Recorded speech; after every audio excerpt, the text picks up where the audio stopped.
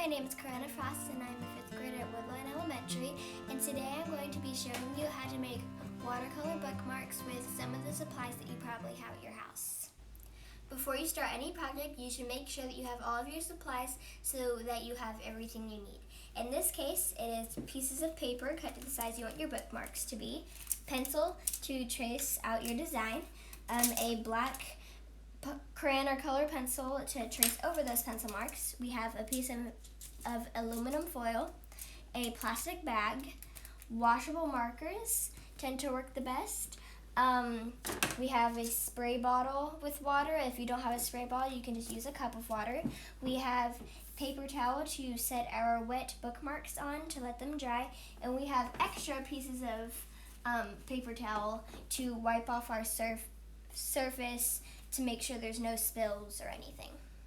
The hardest part is probably deciding what design you want to be on your bookmark, but you want to make sure to keep the design simple because the cool part is going to be when we add the watercolors to the bookmark.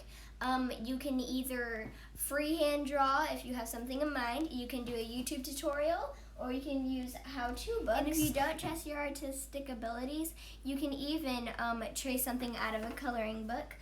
Like my sister Karis is doing. It's also a good idea to put a piece of tape so that your paper doesn't wiggle while you're tracing over your design.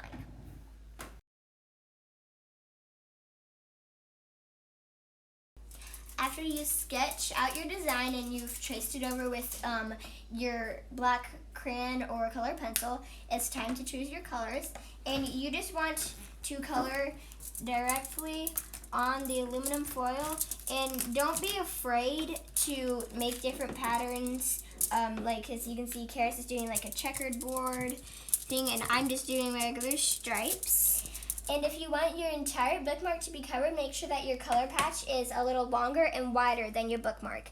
If it's a little more narrow, it's gonna have a few white spots around it, but that's still gonna look really cool. Now it's time to wet your bookmark. The easiest way to do it is with a spray bottle like Karis is doing. But if you don't have a spray bottle, you can just dip your fingers in a cup of water and you just want to spread it across the entire bookmark until the entire bookmark is saturated. But make sure you don't do it over the aluminum foil, because if water gets on the aluminum foil, it'll mess up your color patch. Yeah, it'll mess up your color patch. Right. Once your bookmark is all the way damp, you just want to turn it over and place it on your color patch. And then you want to take a plastic bag and you want to press. Ooh, my dad's big enough. You want to press the bookmark so that it gets all of the color. Oh, that's gonna look cute. Okay, now I'm gonna take mine off. Okay. Yeah, and then when you think you're done, take the bookmark off. Carefully, because the paper's wet and that might make it rip. Carefully peel it up. Ooh. And Ooh. then you just want to Wow. whoa. Good. And then you just set it on your paper towel to let it dry. If you want to make more than one bookmarks, you just take a paper towel and you wipe the aluminum foil, and as you can see, like some of the parts are kind of sticking where there's still some blue tint. You just take a spray bottle or your cup of water, make it damp again, and the color comes right off. And you want to do the same. You want to do the same to your bag, because your bag might have some residue from the marker.